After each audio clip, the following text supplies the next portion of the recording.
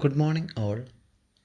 Today, we are going to discuss what are the essential elements or conditions to be satisfied by a valid contract, or simply, what are the nature of a valid contract. As per Indian Contract Act, a contract must satisfy certain essential elements or essential conditions to get valid contract. Indian Contract act 1872 പ്രകാരം ഒരു contract fulfil ചെയ്യേണ്ട അല്ലെങ്കിൽ satisfy ചെയ്യേണ്ട essential elements എന്തൊക്കെയാണെന്നുള്ളതാണ് ഇന്നത്തെ ക്ലാസ്സിൽ നമ്മൾ discuss ചെയ്യാൻ വേണ്ടി പോകുന്നത്. ഓൾറെഡി നമ്മൾ ഒരു കോൺട്രാക്റ്റ് എന്താണെന്നും ഒരു എഗ്രിമെൻ്റ് എന്താണെന്നൊക്കെ പഠിച്ചിട്ടുണ്ട്. അതോടൊപ്പം ഒരു കോൺട്രാക്റ്റ് വാലിഡ് കോൺട്രാക്റ്റ് ആവണമെങ്കിൽ ആ ഒരു പർട്ടിക്കുലർ കോൺട്രാക്റ്റ് സാറ്റിസ്ഫൈ ചെയ്യേണ്ട എസെൻഷ്യൽ എലമെൻറ്റ്സ് എന്തൊക്കെയാണെന്നുള്ളത് ഇന്നത്തെ ക്ലാസ്സിൽ നമുക്ക് ഡിസ്കസ് ചെയ്യാം. ഇതിൽ ഫസ്റ്റ് കൊടുത്തേക്കുന്ന definition according to Indian Contract Act all the agreements are contract if. ആ ഈഫ് എന്ന് പറഞ്ഞിട്ട് കൊടുത്തേക്കുന്നതാണ് പ്രധാനമായിട്ടും essential conditions or essential elements ആയിട്ട് പറയാം. നമ്മളിനി അതിൽ പറഞ്ഞേക്കുന്ന ഓരോ പോയിൻറ്റ്സും ഡീറ്റെയിൽ ആയിട്ട് എക്സ്പ്ലെയിൻ ചെയ്യാൻ വേണ്ടി പോവാണ്. ഓരോ പോയിൻറ്റ്സ് ആയിട്ട് നമ്മൾ ഡിസ്കസ് ചെയ്യാൻ വേണ്ടി പോവാണ്. അപ്പോൾ ആ ഡെഫിനിഷൻ ഒന്ന് നോക്കുക. ഇതാണ് ബേസിക്സ് ഡെഫിനിഷൻ എന്ന് പറയുന്നത്. എസെൻഷ്യൽ എലമെൻറ്റ്സ് ഡിസ്കസ് ചെയ്തിട്ടുള്ള ബേസിക് ഡെഫിനിഷൻ എന്നുള്ളത്. പിന്നെ അതിൽ പറഞ്ഞേക്കുന്ന പ്രധാനപ്പെട്ട രണ്ട് terms free consent and void എന്നുള്ളതാണ്. ഫ്രീ കൺസെൻറ്റ് പറഞ്ഞു, with own will or with own interest, സ്വന്തം ഇഷ്ടപ്രകാരം അല്ലെങ്കിൽ സ്വന്തം ആഗ്രഹപ്രകാരം. രണ്ടാമത് പറഞ്ഞേക്കുന്നത് വോയിഡ് എന്നുള്ളതാണ്. Void means invalid. ഇനി എന്തൊക്കെയാണെന്ന് എസെൻഷ്യൽ എലമെൻറ്റ്സ് എന്നുള്ളത് പോയിൻ്റ് വൈസ് ആയിട്ട് നമുക്ക് ഡിസ്കസ് ചെയ്യാം. The first essential element is agreement. നമ്മളൊരു കോൺട്രാക്റ്റിനെ ഡിഫൈൻ ചെയ്തേക്കുന്ന ഇതാണ്. According to Indian Contract act, a contract is an agreement enforceable by law. അപ്പോൾ എഗ്രിമെൻ്റ് ആണ് ഒരു കോൺട്രാക്റ്റിൻ്റെ ഏറ്റവും ബേസിക് ആയിട്ടുള്ള എലമെൻറ്റ്. എഗ്രിമെൻ്റ് ഇല്ലെങ്കിൽ ഒരിക്കലും ഒരു കോൺട്രാക്റ്റ് അവിടെ ഫോം ചെയ്യില്ല. So agreement means a valid offer by one party and valid acceptance by other party. രണ്ടാൾക്കാർ തമ്മിൽ ഒരാൾ ഒരു ഓഫർ മറ്റേയാൾക്ക് കൊടുക്കുക, ദെൻ തിരിച്ച് ആ ഓഫർ മറ്റൊരാൾ ആക്സെപ്റ്റ് ചെയ്യുക. വെറുതെ ഓഫർ കൊടുക്കുക എന്നുള്ളതല്ല, ആ കൊടുത്ത ഓഫർ അയാൾ ആക്സെപ്റ്റ് ചെയ്യാൻ വേണം. അതാണ് എഗ്രിമെൻ്റ് എന്ന് പറയുന്നത്. ഇനി രണ്ടാമത്തെ എസെൻഷ്യൽ എലമെൻ്റ് എന്ന് പറയുന്നത് intention to create legal relationship. Intention means purpose, ഉദ്ദേശം. To create legal relationship. രണ്ടാൾക്കാർ ഒരു കോൺട്രാക്റ്റ് ഏർപ്പെടുന്ന സമയത്ത് അവരുടെ ഇൻറ്റൻഷൻ ഓർ അവരുടെ പർപ്പസ് എന്ന് പറയുന്നത് ലീഗൽ റിലേഷൻഷിപ്പ് ക്രിയേറ്റ് ചെയ്യുക എന്നുള്ളതായിരിക്കണം.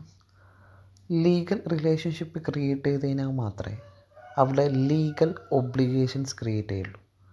ലീഗൽ ഒബ്ലിഗേഷൻസ് ക്രിയേറ്റ് ചെയ്യുന്ന റിലേഷൻഷിപ്പാണ് ലീഗൽ റിലേഷൻഷിപ്പ്. ഇനി എന്താണ് ലീഗൽ ഒബ്ലിഗേഷൻ എന്നുള്ളതാണ്. ആ ഒബ്ലിഗേഷൻസ് ഫുൾഫിൽ ചെയ്യാൻ വേണ്ടിയിട്ട് ഒരാൾ ഫെയിലായി കഴിഞ്ഞാൽ അയാൾക്കെതിരെ കേസ് കൊടുക്കാൻ വേണ്ടി പറ്റും. ഇതാണ് legal relationship or legal obligation എന്ന് പറയുന്നത്. For example, രണ്ടാൾക്കാർ എഗ്രിമെൻറ്റിൽ ഏർപ്പെടാണ്. അതിലൊരാൾ മറ്റൊരാളോട് പറയാണ്, I am ready to sell my car for ₹50,000. അപ്പോൾ ആ കാറ് വിൽക്കുന്നവരുടെ ഒബ്ലിഗേഷൻസ് എന്ന് പറയുന്നത് ആ കാറ് കൊടുക്കുക എന്നുള്ളതാണ്. ആ കാർ കിട്ടുന്ന ആൾക്കാരുടെ ഒബ്ലിഗേഷൻ എന്ന് പറയുന്നത് ₹50,000 പേ ചെയ്യുക എന്നുള്ളതാണ്. രണ്ടാൾക്കാർക്കും അവിടെ ക്രിയേറ്റ് ചെയ്യപ്പെടുന്ന ഒബ്ലിഗേഷൻ എന്ന് പറയുന്നത് ലീഗൽ ഒബ്ലിഗേഷൻസിനാണ്. They are legally bound to do. നിയമപരമായിട്ട് രണ്ടാൾക്കാരും ചെയ്യേണ്ട കാര്യങ്ങളുണ്ട്. ആദ്യത്തെ ആൾ അയാളുടെ കാറ് കൊടുക്കുക എന്നുള്ളത് ലീഗലി ചെയ്യേണ്ട കാര്യമാണ്. രണ്ടാമത്തെ ആൾ അതിൻ്റെ പൈസ കൊടുക്കുക എന്നുള്ളത് ലീഗലി ചെയ്യേണ്ട കാര്യമാണ്. ഇതിലേതെങ്കിലും ഒരാൾ അവരുടെ ഒബ്ലിഗേഷൻസ് ഫുൾഫിൽ ചെയ്തിട്ടില്ലെങ്കിൽ, ഒരാൾ കാറ് കൊടുത്തു അല്ലെങ്കിൽ മറ്റേ ആൾ അതിൻ്റെ പൈസ തന്നിട്ടെങ്കിൽ അയാൾക്കെതിരെ കേസ് കൊടുക്കാൻ വേണ്ടി പറ്റും. അതാണ് ലീഗൽ റിലേഷൻഷിപ്പ് എന്ന് പറയുന്നത്. ലീഗൽ റിലേഷൻഷിപ്പിലൂടെ വരുന്ന മറ്റൊരു കാര്യമാണ്, ഇതിൻ്റെ ഓപ്പോസിറ്റ് ടേംസാണ് സോഷ്യൽ റിലേഷൻഷിപ്പ് എന്ന് പറയുന്നത്. സോഷ്യൽ റിലേഷൻഷിപ്പിൽ ഒരിക്കലും ഒരാൾ ഒബ്ലിഗേഷൻസ് ക്രിയേറ്റ് ചെയ്ത് കഴിഞ്ഞാൽ അവിടെ ക്രിയേറ്റ് ചെയ്യപ്പെടുന്നത് സോഷ്യൽ ഒബ്ലിഗേഷൻസ് ആണ്. അത് ക്രിയേറ്റ് ചെയ്തിട്ട് അതൊരാൾ ബ്രേക്ക് ചെയ്ത് കഴിഞ്ഞാൽ മറ്റൊരാൾക്കെതിരെ കേസ് കൊടുക്കാൻ വേണ്ടി പറ്റില്ല. അപ്പോൾ ഇൻറ്റൻഷൻ എന്ന് പറയുന്നത് to create a legal relationship. Next essential element of a valid contract is lawful consideration. As per Indian Contract Act, consideration means price paid by one party for the promise or offer of the other. ഒരു party മറ്റൊരാളുടെ offer or promise എത്ര എമൗണ്ടിനാണ് അല്ലെങ്കിൽ ഏത് പ്രൈസിനാണ് purchase ചെയ്യുന്നത് അതിനെയാണ് consideration എന്ന് പറയുന്നത്. ഇതിൻ്റെ ഏറ്റവും സിംപ്ലസ്റ്റ് ഡെഫിനേഷൻ എന്ന് പറയുന്നത് consideration can be defined as something in return. അവിടെ സംതിങ് ഇൻ റിട്ടേൺ എന്നുള്ള ടേമാണ് യൂസ് ചെയ്തേക്കുന്നത്. ഇതിൽ ഇത്രേ പറയുന്നുള്ളൂ, രണ്ടാൾക്കാർ ഒരു കോൺട്രാക്റ്റ് ഫോം ചെയ്ത് കഴിഞ്ഞ് കഴിഞ്ഞാൽ ആ രണ്ടാൾക്കാർക്കും എന്തേലും ഒരു ബെനിഫിറ്റ്, സംതിങ്, എത്രയാണെന്നോ എങ്ങനെയാണെന്നൊന്നും പറയുന്നില്ല, എന്തേലും കുറച്ചെങ്കിലും ഒരു ബെനിഫിറ്റ് അതിൽ നിന്ന് കിട്ടണം എന്നുള്ളതാണ് കൺസിഡറേഷൻ ഓർ റിട്ടേൺ അതിൽ നിന്ന് കിട്ടണം എന്നുള്ളതാണ് പറഞ്ഞേക്കുന്നത്. That consideration must be lawful ആയിട്ടുള്ള എന്തെങ്കിലും ഒരു റിട്ടേൺ, ഒരു ബെനഫിറ്റ് ഓർ കൺസിഡറേഷൻ ആ കോൺട്രാക്റ്റിൽ നിന്ന് രണ്ടാൾക്കാർക്കും കിട്ടണം. Both parties to the contract must get some return from the contract എന്നുള്ളതാണ് പറഞ്ഞേക്കുന്നത്. Next essential element is capacities of parties. As I already said, every person cannot enter in to a valid contract. ഒരാൾക്ക് ഒരു valid കോൺട്രാക്റ്റിൽ enter ചെയ്യണമെങ്കിൽ he has to possess 3 capacities, 3 qualification. അതിൽ first one age of majority എന്നുള്ളതാണ്. He should be a major. നമുക്കറിയാം ഇന്ത്യയിൽ ഒരു major position കിട്ടുക ആഫ്റ്റർ കംപ്ലീറ്റിംഗ് 18 ഇയേഴ്സ്. 18 വയസ്സ് കംപ്ലീറ്റ് ആയ ഒരാൾക്ക് മാത്രമേ ഒരു വാലിഡ് കോൺട്രാക്റ്റിൽ എൻ്റർ ചെയ്യാൻ വേണ്ടി പറ്റുള്ളൂ. ചില കേസിൽ that will be extended to 21 years if natural guardian is appointed by court. ഏതെങ്കിലും ഒരു കുട്ടിക്ക് അവരുടെ പാരൻസ് തമ്മിൽ എന്തെങ്കിലും ഇഷ്യൂസ് കൊണ്ടോ അങ്ങനെ എന്തെങ്കിലും ആയിട്ട് കോടതി ഒരാളെ നാച്ചുറൽ ഗാർഡിയനായിട്ട് അപ്പോയിൻറ്റ് ചെയ്തിട്ടുണ്ടെങ്കിൽ ആ 18 എന്നുള്ളത് that will be extended to 21 years. Normal കേസിൽ 18 വയസ്സ് കംപ്ലീറ്റ് ചെയ്തിരിക്കണം. രണ്ടാമത്തെ കേസ് പറയുന്നത് സൗണ്ട് മൈൻഡ് എന്നുള്ളതാണ്. Sound mind simply means mentally fit. ഒരു മെൻ്റൽ ഫിറ്റായ അല്ലെങ്കിൽ നോർമൽ മൈൻഡുള്ള ഒരാൾക്ക് മാത്രമേ കോൺട്രാക്റ്റിൽ ഏർപ്പെടാൻ വേണ്ടി പറ്റുള്ളൂ. ഫോർ എക്സാമ്പിൾ ഡ്രങ്കാർഡ്, ഒരു കള്ളുകൂടിയതിനെ സംബന്ധിച്ചോളം അല്ലെങ്കിൽ എന്തെങ്കിലും ഡ്രഗ്സോ മറ്റോ യൂസ് ചെയ്യുന്ന ആളെ സംബന്ധിച്ചോളം അവർ നോർമൽ കേസിലായിരിക്കില്ല. He will be in abnormal mind. അത്തരമുള്ള ആൾക്കാർക്ക് കോൺട്രാക്റ്റിൽ ഏർപ്പെടാൻ വേണ്ടി പറ്റില്ല. മെൻ്റലി ഫിറ്റായിരിക്കണം. നമുക്കൊരു കാര്യങ്ങൾ തീരുമാനിക്കാനും അതൊരു വാലിഡ് ആണോ എന്നൊക്കെ ചിന്തിക്കാനുള്ള ഒരു യുക്തി ഉണ്ടായിരിക്കണം. അതാണ് സൗണ്ട് മൈൻഡ് എന്ന് പറയുന്നത്. നെക്സ്റ്റ് പറയുന്നത് person not disqualified by law തന്നെ ചില ആൾക്കാരെ ഡിസ്ക്വാളിഫൈ ചെയ്തിട്ടുണ്ട്. അത്തരം ആൾക്കാരാവാൻ വേണ്ടി പറ്റില്ല. അത് ആരൊക്കെയാണെന്നുള്ളത് നെക്സ്റ്റ് പോയിൻ്റായിട്ട് വരുന്നുണ്ട്. അപ്പോൾ ഇതാണ് these are the 3 capacities: major, sound mind and persons not disqualified by law. ഇതാണ് 3 കപ്പാസിറ്റീസ് എന്ന് പറയുന്നത്. ഈ 3 കപ്പാസിറ്റീസ് ഉണ്ടെങ്കിൽ മാത്രമേ കോൺട്രാക്റ്റിൽ ഏർപ്പെടാൻ വേണ്ടി പറ്റുള്ളൂ. The next essential element is free consent. Consent means permission. രണ്ടാൾക്കാർ കോൺട്രാക്റ്റിൽ ഏർപ്പെടുന്ന സമയത്ത് രണ്ടാൾക്കാർക്കും ആ കോൺട്രാക്റ്റിന് കൺസെൻറ്റ് കൊടുക്കുന്നത് അല്ലെങ്കിൽ പെർമിഷൻ കൊടുക്കുന്നത് അവരുടെ സ്വന്തം ഇഷ്ടപ്രകാരമായിരിക്കണം. ദാറ്റ് മീൻസ് കോൺട്രാക്റ്റിൽ എൻ്റർ ചെയ്യുന്നത് അവരുടെ സ്വന്തം ഇഷ്ടപ്രകാരമായിരിക്കണം. അല്ലെങ്കിൽ മറ്റൊരാളെ ഫോഴ്സ് ചെയ്തുകൊണ്ടോ അല്ലെങ്കിൽ മറ്റൊരാളുടെ ഇഷ്ടത്തിനനുസരിച്ചോ ആയിരിക്കാൻ വേണ്ടി പാടില്ല എന്നുള്ളതാണ്. ഇനി എപ്പോഴാണ് ഒരു കൺസെൻറ്റ് ഫ്രീ അല്ലാതിരിക്കുക? പ്രധാനമായിട്ടും 5 കേസിലാണ് ഫ്രീ കൺസെൻറ്റ് എന്ന് പറയുന്ന എലമെൻറ്റ് മിസ്സാവുക. അതിൽ ഫസ്റ്റ് വൺ കൊയേഷൻ എന്നുള്ളതാണ്. That means physical threatening. നമ്മളൊരാളുടെ ശാരീരികമായി ഭീഷണിപ്പെടുത്തിക്കൊണ്ട്, ഫിസിക്കൽ ത്രെട്ടണിങ് മീൻസ് ശാരീരികമായി ഭീഷണിപ്പെടുത്തിക്കൊണ്ട് നമ്മളൊരാളെ നിർബന്ധിച്ച് കോൺട്രാക്റ്റിൽ ഏർപ്പെടിപ്പിക്കുക, കോൺട്രാക്റ്റ് സൈൻ ചെയ്യിപ്പിക്കുക.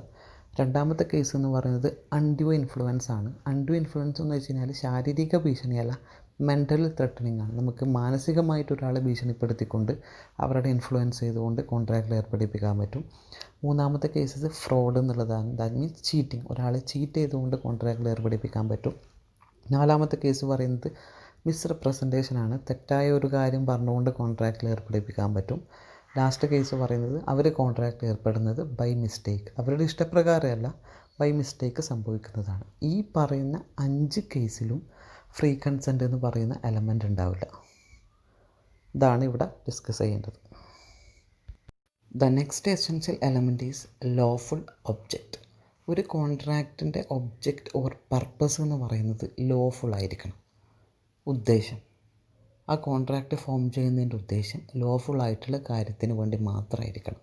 ഇല്ലീഗലായിട്ട് ചെയ്യാൻ പറ്റുന്ന സ്മഗ്ലിങ്, അതേപോലെ ഗാംബ്ലിങ്, ഇതിനൊന്നും വേണ്ടിയിട്ട് കോൺട്രാക്റ്റിൽ ഏർപ്പെട്ട് കഴിഞ്ഞാൽ അത്തരം കോൺട്രാക്റ്റ് വാലിഡ് ആകില്ല. അതിൻ്റെ ഉദ്ദേശം എന്ന് പറയുന്നത് ലോഫുൾ ആയിരിക്കണം, നിയമപരമായിട്ടുള്ള കാര്യത്തിന് വേണ്ടിയിട്ടായിരിക്കണം. അതാണ് ലോഫുൾ ഒബ്ജക്റ്റ് കൊണ്ട് പറയുന്നത്. നെക്സ്റ്റ് പറയുന്നത് agreement not expressly declared as void. Law തന്നെ ചില എഗ്രിമെൻറ്റ്സിനെ വോയിഡായിട്ട് ഡിക്ലെയർ ചെയ്തിട്ടുണ്ട്. വോയിഡായി എന്ന് വെച്ച് കഴിഞ്ഞാൽ ഇൻവാലിഡായിട്ട് ഡിക്ലെയർ ചെയ്തിട്ടുണ്ട്. ഇൻ അഡ്വാൻസ് പറഞ്ഞിട്ടുണ്ട് ഇത്തരം എഗ്രിമെൻറ്റ്സിനൊക്കെ ഇൻവാലിഡ് ആണെന്നുള്ളത്. For example wagering agreement. Wagering agreement എന്ന് വെച്ച് കഴിഞ്ഞാൽ നമ്മൾ യൂഷ്വലി ചെയ്യുന്നതാണ് ബെറ്റ് വെക്കുക എന്ന് പറയുന്നത്. അത് ലോ തന്നെ ഡിക്ലെയർ ചെയ്തിട്ടുണ്ട് വോയിഡ് ആണെന്നുള്ളത്. അതേപോലെ agreement to restrain a marriage, ഒരാളുടെ കല്യാണം മുടക്കാൻ വേണ്ടി റെസ്ട്രെയിൻ ചെയ്യാമെന്ന് വെച്ച് കഴിഞ്ഞാൽ ഒഴിവാക്കുക, മുടക്കുക എന്നുള്ളതാണ്. കല്യാണം മുടക്കാൻ വേണ്ടിയിട്ട് എഗ്രിമെൻറ്റിൽ ഏർപ്പെടുക, ഒരാളുടെ ട്രേഡ് മുടക്കാൻ വേണ്ടിയിട്ട് എഗ്രിമെൻറ്റിൽ ഏർപ്പെടുക, ഇതൊക്കെ ലോ തന്നെ പറഞ്ഞിട്ടുണ്ട് ഇത്തരം എഗ്രിമെൻറ്റ്സ് ഇൻവാലിഡ് ആണെന്നുള്ളത്. ഇത്തരം എഗ്രിമെൻറ്റ് ആവാൻ വേണ്ടി പാടില്ല. Next essential element is certainty of meaning. ഒരു എഗ്രിമെൻറ്റ് നോക്കിക്കഴിഞ്ഞാൽ അതിൽ ഒരുപാട് ടേംസ് ആൻഡ് കണ്ടീഷൻസ് ഉണ്ടാവും. That must be clearly stated. Clear ആയിട്ട് അതിൽ സ്റ്റേറ്റ് ചെയ്തിരിക്കണം. ഇത് വായിക്കുന്ന സമയത്ത് ഒരു കൺഫ്യൂഷനോ കാര്യങ്ങളൊന്നും ഉണ്ടാകാൻ വേണ്ടി പാടില്ല. The next one is possibility of performance. ഒരു കോൺട്രാക്റ്റിൽ ഏർപ്പെടുമ്പോൾ ആ കോൺട്രാക്റ്റിൽ പറഞ്ഞിട്ടുള്ള കാര്യം അതൊരു മനുഷ്യനെ കൊണ്ട് ചെയ്യാൻ പറ്റുന്ന കാര്യം തന്നെ ആയിരിക്കണം. ഇപ്പോൾ മറ്റൊരാൾക്ക് ഓഫർ കൊടുക്കുന്നത് മനുഷ്യനെ കൊണ്ട് ചെയ്യാൻ പറ്റുന്ന കാര്യത്തിന് മാത്രമായിരിക്കണം. ഫോർ എക്സാമ്പിൾ, ഒരാൾ പറയാണ് നീ എനിക്ക് 1,00,000 റുപ്പീസ് തരുവാണെങ്കിൽ ഞാൻ ആകാശത്ത് നിന്ന് ഒരു സ്റ്റാറിനെ നിനക്ക് പിടിച്ചു തരുമെന്ന് പറയാണ്. അപ്പോൾ ഇവിടെ കോൺട്രാക്റ്റിൽ ചെയ്യാൻ പറയുന്ന കാര്യം ഒരിക്കലും മനുഷ്യനെ കൊണ്ട് ചെയ്യാൻ പറ്റുന്നതല്ല. ഒരു ആകാശത്ത് നിന്ന് ഒരു സ്റ്റാർ പിടിക്കുക എന്ന് പറയുന്നത്. അപ്പോൾ ഇവിടെ ഇതിൻ്റെ പെർഫോമൻസ് എന്ന് പറയുന്നത് ഇമ്പോസിബിളാണ്. അപ്പോൾ പെർഫോമൻസ് പോസിബിൾ ആവുന്ന കേസിൽ മാത്രമേ കോൺട്രാക്റ്റിന് വാലിഡിറ്റി കിട്ടുള്ളൂ. The last essential elements are legal formalities. That means an agreement must be signed by both parties, stamped and registered. ഒരു എഗ്രിമെൻറ്റ് നമ്മൾ ഫോം ചെയ്ത് കഴിഞ്ഞാൽ രണ്ടാൾക്കാരും അതിൽ സൈൻ ചെയ്യണം, അതിൽ കൃത്യമായിട്ട് സ്റ്റാമ്പ് ഒട്ടിച്ചിരിക്കണം, അതേപോലെ അത് രജിസ്റ്റർ ചെയ്യണം. These are the various essential elements to be fulfilled by a valid contract. Altogether there are 10 essential elements for a valid contract. Hope you all understood the topic. Thank you.